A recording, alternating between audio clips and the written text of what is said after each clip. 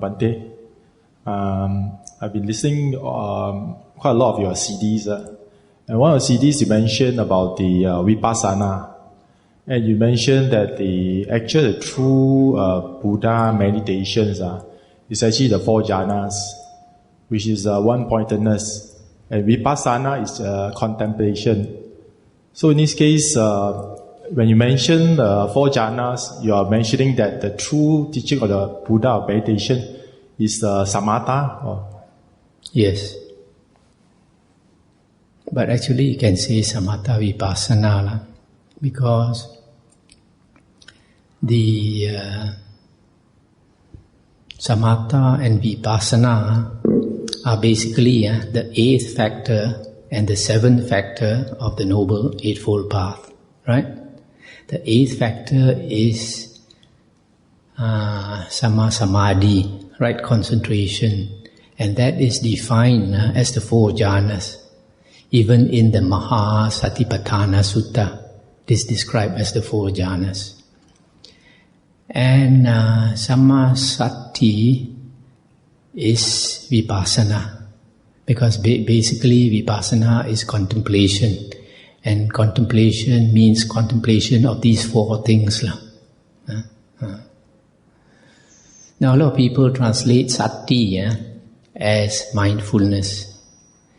It is not exactly mindfulness because mindfulness, as people generally know, means general mindfulness, right? When you're walking, you know you're walking. When you are sweeping, you know you're sweeping, etc., right? That is general mindfulness. But that is not sati. There is another word for that general mindfulness, which is sampajanya. Sampajanya. So, in the suttas, the Buddha said, now when you practice the spiritual path, you have to practice 2 things. These 2 things are sati, sampajanya. Sati means being mindful of your bodily actions, to your body, your speech, and your mind. So when you're walking, you know you're walking. When you're eating, you know you're eating. When you're dressing, you know you're dressing, etc. That is the description of sampajanya in the suttas. And you notice when the Buddha talks about even this word, mindfulness, sampajanya, it is in relation to your body, to your bodily actions, It is not in relation like watching TV. It's not looking at a pretty girl. That is not sampajanya. In the suttas it says sampajanya means when you're walking, you know you're walking. When you're eating, all your bodily actions. Why? Because when we put our attention on our body, the mind does not stray. The mind does not stray. When you walk the spiritual path, what are you trying to do? You're trying to get liberation from samsara. A lot of people miss the point, What is samsara? Samsara is the flow of the asavas. And Arahant is called a kina sava, one who has destroyed the asavas. So this word asava is extremely important. Unfortunately, a lot of monks who teach meditation don't explain what is asava, because if you know the real meaning of asava, then you know a lot of monks are teaching the wrong meditation. Asavas means uncontrolled mental outflows. Literally, the word asava means outflows. Low in Chinese is low, right? Lao. Lao. So it is basically the flow of the mind. This flow of the mind is so strong, the tendency of the mind to flow is so strong that when you are not mindful, it flows. For example, if you're not doing anything, you start to daydream. Tak wang xiang, as the Chinese say. Daydreaming. And then the tendency is so strong that when you try to sleep at night, the moment you fall asleep, it flows again. Dreaming, yeah. So this flow is extremely dangerous. Why? Because this flow is basically the flow of the sixth consciousness. Okay? And the sixth consciousness is samsara. When the sixth consciousness flows, the world is created. The world is only in the sixth consciousness, nowhere else. That's why the Buddha said, samsara, the world is within this fathom-long body. The origin of the world is within this body. The ending of the world is within this body. The way to the ending of the world is within this body. So, when the seeing consciousness, hearing consciousness, smell, taste, touch consciousness flows, the five consciousness flows, you create the outer world. And the mind creates the inner world. So as long as the sixth consciousness flows, you have the world, you have samsara. And nibbana is the ending of the sixth consciousness. When the sixth consciousness stops, that is nibbana. Okay? So, in the spiritual path, what you are trying to do is to stop the flow of this consciousness. Because when the consciousness flows, sometimes, usually you lose your mindfulness. So for example, an ordinary person may walking along the street, looking at the beautiful girl, looking at the beautiful sights, and the mind is at the same time flowing. So his mind is scattered, going out through the six senses. But whenever you are mindful of your body, you stop this flow, For example, if you are sitting in meditation, and when your mindfulness runs, you'll be thinking of your office, thinking of your friends or your family, your home. But the moment you remember you are sitting here, you stop that stray thoughts. Right? So that's why the Buddha said, mindfulness of the body is the way to the deathlessness. As long as you're mindful of the body, the mind does not stray out. That's why sampajanya is also not general mindfulness. It is general mindfulness related to the body. Okay? Sati is different. Sati comes from a root word that means to remember. Okay?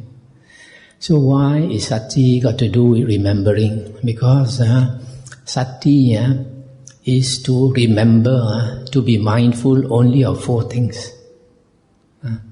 The body, the feelings, the mind, and the Buddha's Dhamma. Only these four things, if you're mindful of these four things, you can attain liberation. If you're mindful of other things, it is not so helpful. Right? That is why sati is, actually in the sutta, sati is defined as a person who has sati remembers what is said and done a long time ago. That is the definition of sati in 9 suttas. 9 suttas confirm the same thing. That sati means the quality of being able to remember. Okay?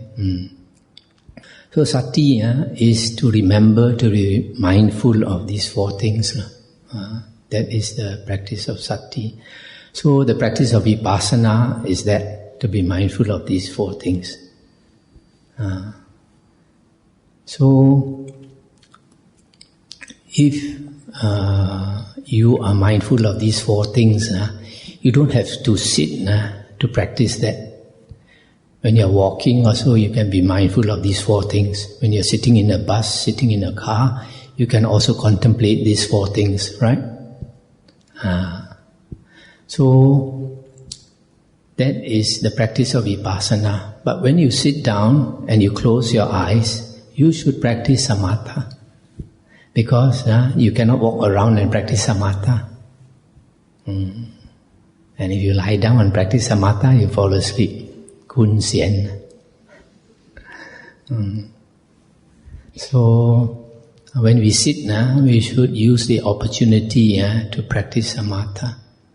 In the Majjhima Nikaya, Venerable Ananda was asked, what type of meditation is praised by the Buddha? And he said, the first jhana, the second jhana, the third jhana, the fourth jhana. Now when you attain the fourth jhana, it is said that you have perfected sati. In the definition of the fourth jhana, you have utter purity of sati in the fourth jhana. On the other hand, there are some vipassana monks, some famous vipassana monks who say, what's the use of jhana? When you are in jhana, you have no mindfulness. That is the opposite of what the Buddha says. The Buddha says, when you attain the fourth jhana, you have utter purity of sati. You can look into the suttas. That is exactly what the Buddha says. So what happens when you have utter purity of sati? When you have fourth jhana, you have so good a sati that you remember your past lives. That's why the Arahants, they can remember their past lives. Because they have perfected sati.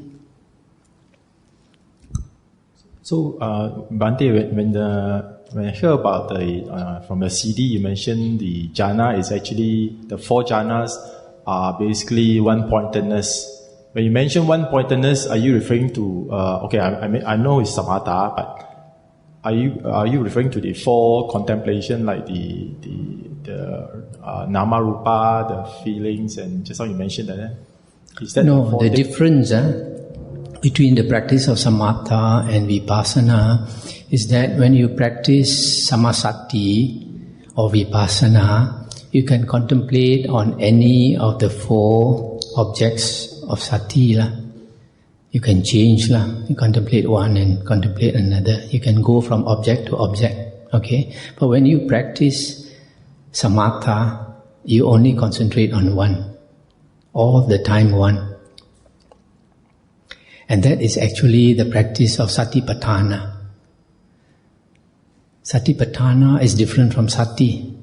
Practicing sati is practicing the seventh factor of the Noble Eightfold Path.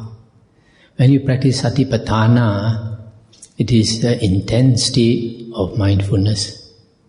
Because if you look into the Samyutta Nikaya, under the Satipatthana Samyutta, there is a sutta where the Buddha said that if a monk practices Satipatthana skillfully, he must end up with samadhi, one-pointedness of mind. He must end up. If he does not practice Satipatthana skillfully, he will not attain jhana, one-pointedness of mind. That's why there is also one sutta in the Majjhima Nikaya where the Buddha talked about the charana, the practice of the holy path by a monk. Then the Buddha says the monk practices sati sampajanya, and then after that he practices this satipatthana, and then he attains the second jhana. So instead of the Buddha saying that he attains the first jhana, the Buddha saying has said that the first jhana is actually synonymous with satipatthana practice. So he bypassed the first jhana into second jhana. After that, so in the Majjhima Nikaya Sutta, I think 117, the Buddha said, now if you practice the Noble Eightfold Path, it must be in a systematic order. You cannot start with any factor of the Noble Eightfold Path. You must always start with the first factor, which is right view. If you have not attained right view, you have not entered on the Noble Eightfold Path. You must enter the Noble Eightfold Path only through right view. That's what the sutta says. Because after you attain right view, that right view will bring you to right speech, the right thoughts. And after right thoughts, you will get right speech. And then after that, right action, right livelihood, right effort, right recollection, and right concentration. Okay? This practice of the Noble Eightfold Path must always start with right view. And the attainment of right view, there is only two conditions to attain right view. This is stated in the Majjhima Nikaya, I think Sutta 43. One is the voice of another. Only the voice of another person teaching you the Dhamma can you attain right view.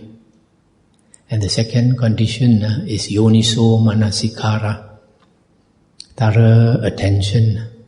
We pay thorough attention when you are listening to the Dhamma, then you can understand and attain right view. So a lot of people, they come into meditation and sometimes the meditation teacher tells them, don't go and study the books. You just meditate. Unfortunately, if you just meditate, you're never going to get right view.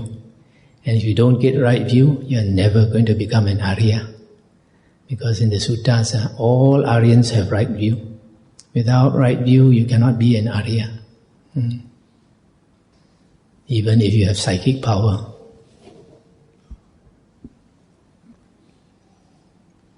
Bante. Sorry, just now let me finish. I was saying about Satipatthana.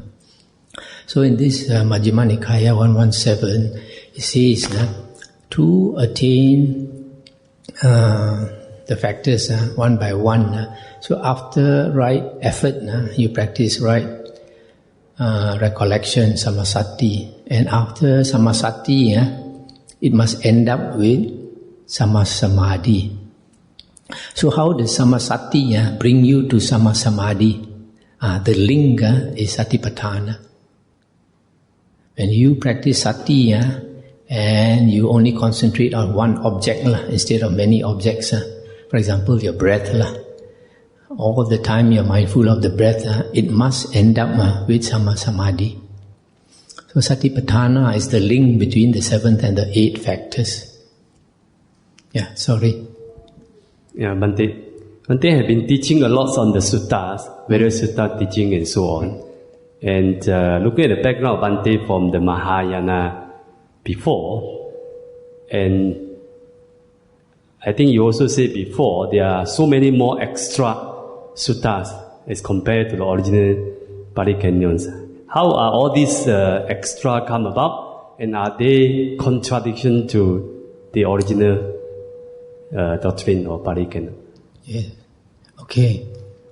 When we investigate the 5 Nikayas, we find that the first 4 Nikayas, the Digha Nikaya, Majjhima, Sangyutta and Anguttara Nikaya, they were closed, they were concluded at early stage, no more addition. But the last one, Khuddaka Nikaya, was different. Khuddaka Nikaya means the minor collection or small collection. And it is called small collection because it started with 1 or 2 suttas that did not fit into the other 4 Nikayas. Okay? So because it could not fit into the other 4 Nikayas, or it was discovered later, then they put it in the Khuddaka Nikaya. Okay? That's why it's called a minor collection. But over the 2,500 plus years, people have been adding suttas, not only suttas, other books into that Khuddaka Nikaya. And this is very evident in the year 1956 when the Burmese held their Sangha Council. When they held their Sangha Council, they added 3 more books into the Khuddaka Nikaya. And these 3 books, they know are not suttas. And everybody knows they are not suttas. And yet they added them into the Khuddaka Nikaya. Books like what? The Petako Padesa, Netipakarana, I think something like that. So, even they know it is not the words of the Buddha, that it is a later book, still they added in. From there you can see how the other books got added in. So when we investigate the books of the Khuddaka Nikaya, we find Sri Lanka, most of the Theravada countries, they say that Khuddaka Nikaya consists of 15 books, but the Burmese say it consists of 18 books.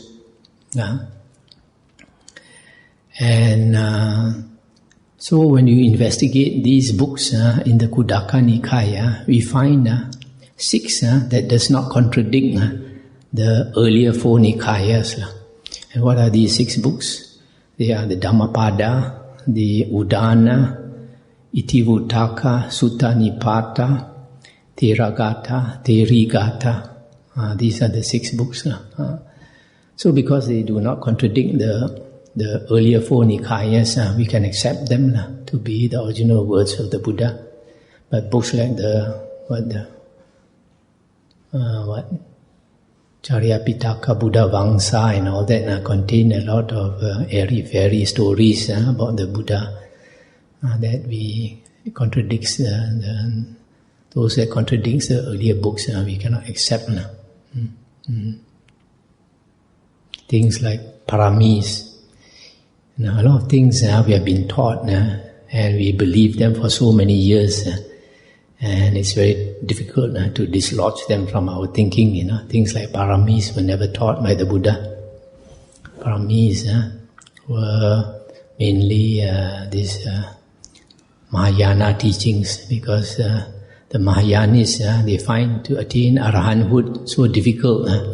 And they say better to become a Bodhisattva. And they talk about 6 paramis. And these 6 paramis, if you look into them, they are worldly qualities. Even their wisdom is worldly wisdom. Truthfulness and all this. And then those 6 qualities don't belong to the Noble Eightfold Path. So how can you get out of samsara that way? If you perfect your paramis, you probably end up as a universal monarch. You have such good blessings, you'll be the king of the whole world, but you're never an Arya.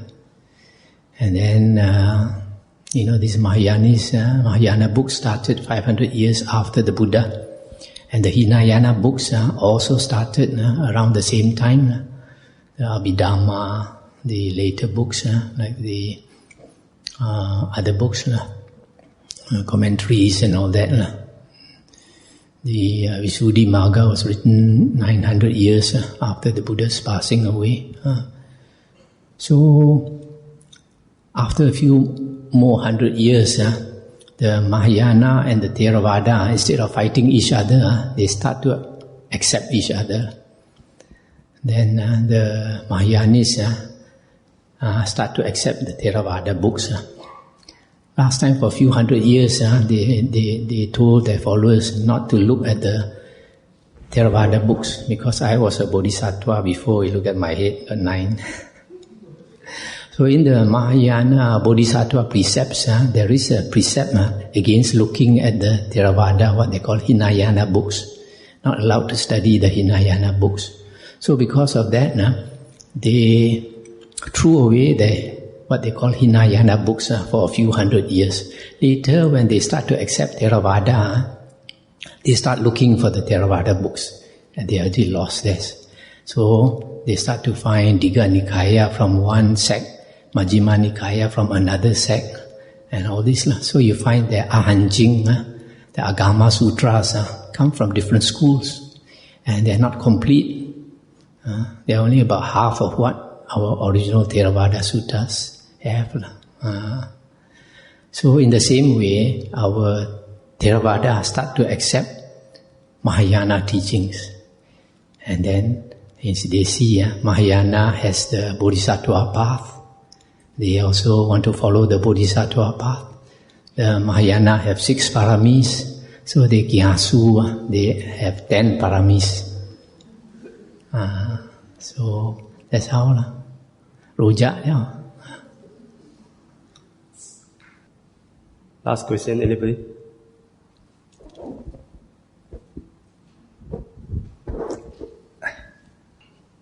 Yeah, Reverend.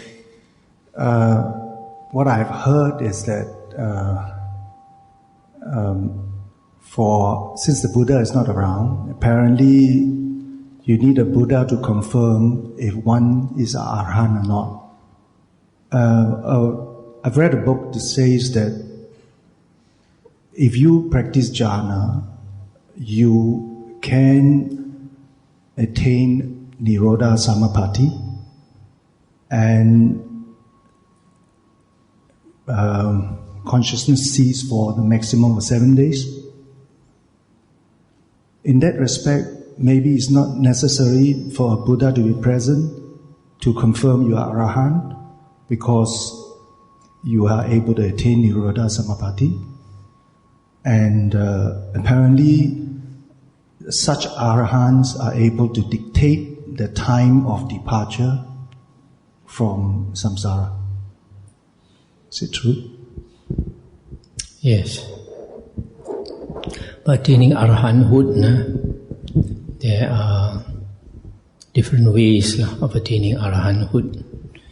In fact, most of the people who become Arahants is not by attaining Nirodha Samapatti, because attainment of Nirodha Samapatti is an extremely high state. You have to go through the 4 Rupa Jhanas and the 4 Arupas, or the 4 Arupa Jhanas. Then only you can attain to that state. So most Arahants don't attain that. Most Arahants, they attain 4 jhanas, and then they listen to the Buddha's words and become enlightened. It is stated in one sutta that it is impossible to become an anagamin or an arahant without the attainment of the 4 jhanas. That is stated in the Majjhima Nikaya. The Buddha said totally impossible to become an arahant or an anagamin without the 4 jhanas.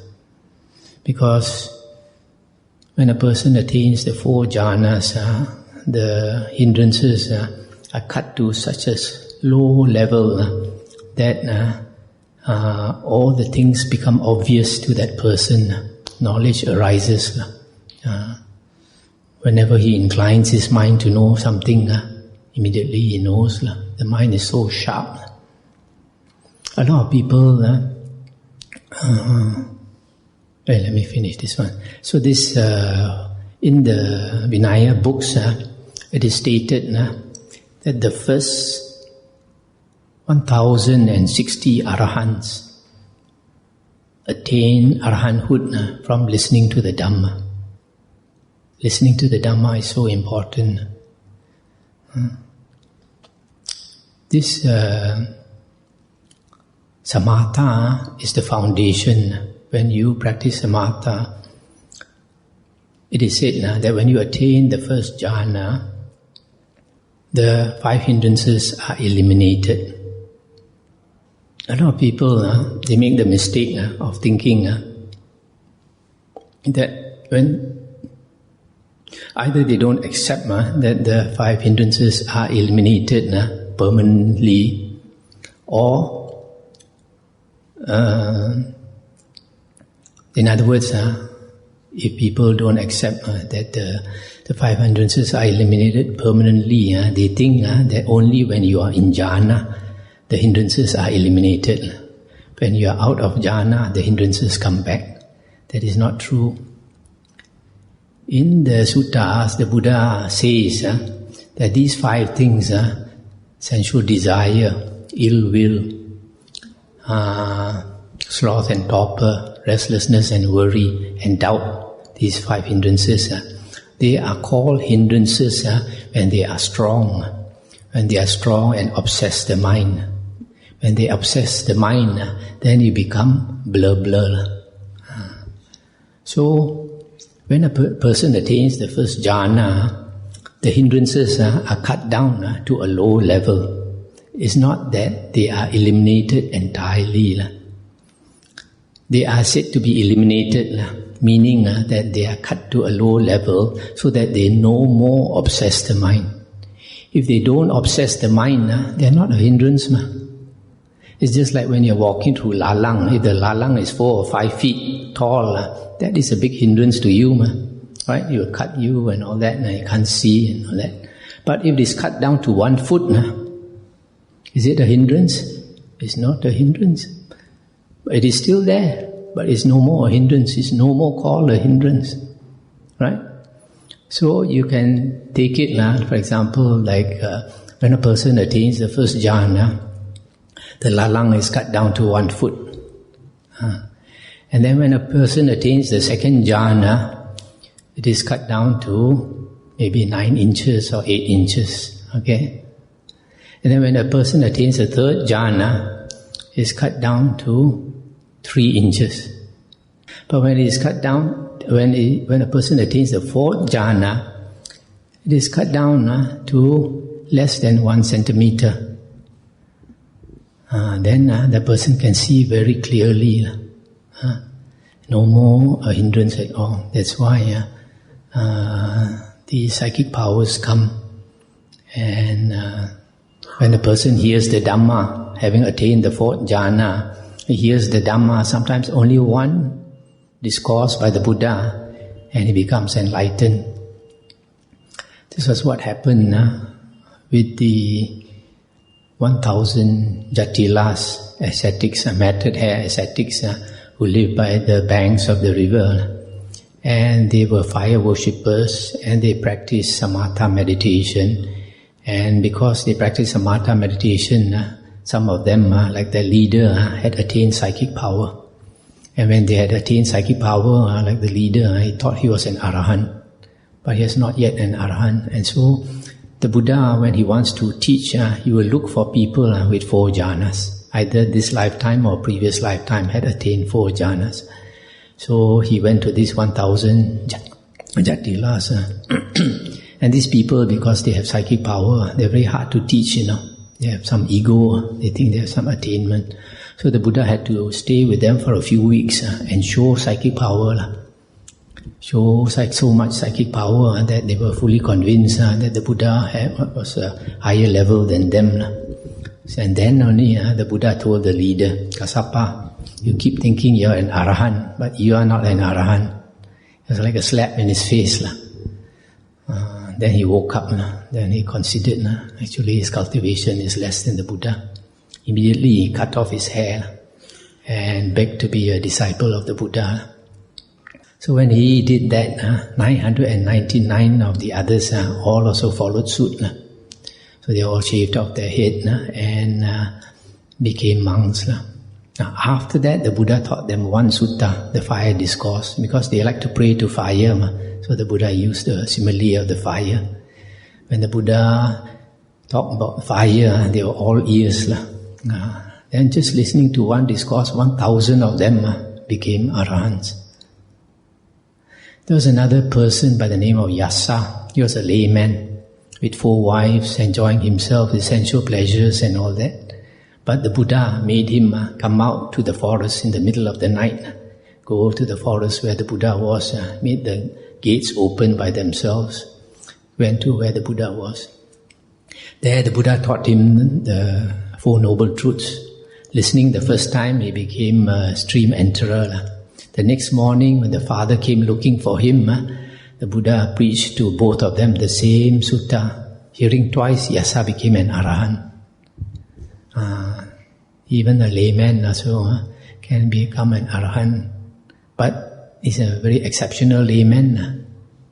There are some, for example, there was one, he was also a rich layman, enjoying sensual pleasures and drinking liquor. He was half drunk. The Buddha walked past his house. When he saw the Buddha, something from the past stirred in his mind. He stared at the Buddha, and the memory came back. He sobered immediately, no more drunk. Then he went to bow to the Buddha and became a disciple. So the Buddha will purposely go to people who have jhana from their past life or this life. They listen to the Dhamma once, and immediately they become Arahant or Arya. So, listening to the Dhamma is the most important way of becoming an Arya or Arahant, the most common way. Nirodha Samapatti is very, very rare. Even among the Buddha's disciples, those with psychic power are not so many. Maybe 1/3 to a half with psychic power. Bhante, I got a more worldly question, less scriptural. How can one be a political activist and be a good Buddhist? It's a practical question, And the other aspect of my question is... Wait, one by one. You can, but you have to be very honest. It's just like being a businessman. Can you be a businessman and a good Buddhist? You have to be very honest with yourself, right? Certain things you can do, certain things you refuse to do. Okay? What's the second question? Last question, please. Well, in a way, it is linked to the first question. I see, like in Buddhism, there is a solution for many problems we see today. Just take one example, like the environment. But I don't see any or much Buddhist leadership in the environmental issues. It's perplexing to me. I would have thought, most Buddhists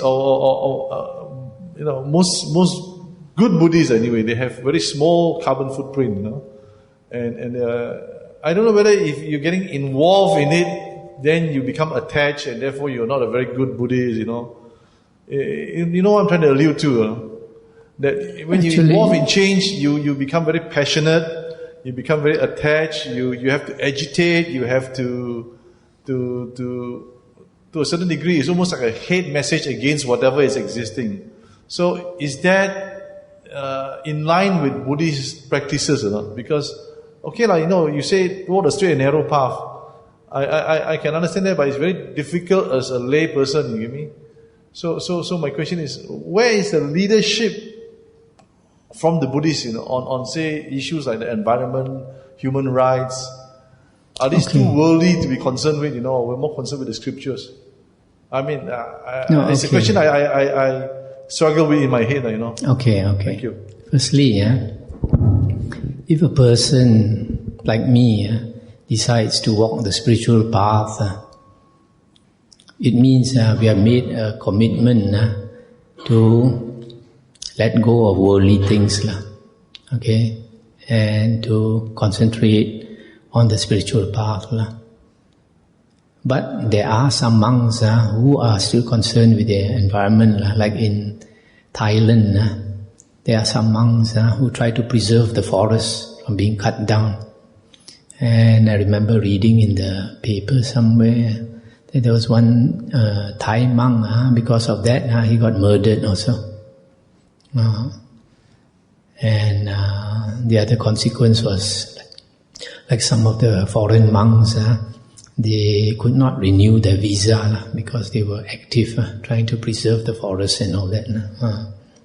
So there are some monks who do this also. But concerning lay people, most lay people are caught up with their families and earning a living, right? So most lay people have no time for this. And those who take the initiative, take the trouble to join Greenpeace and all these things, they have to sacrifice their time for their family, risk themselves, take a risk. They might get, fighting for human rights, might get murdered. So it's nothing to do with Buddhism. It's the same problem with Christians, with other religions. Whether you want to take up the issue or not, it's whether you have the time and the courage. Right? So nothing much to do with Buddhism. It's just a matter of your conscience. Okay. Thank you very much for Bante Dhammavudu's very knowledgeable and very satisfying this Dhamma session. I believe everyone have enjoyed this session very well. Let's say sadhu 3 times to our Bante. Sadhu, sadhu, sadhu.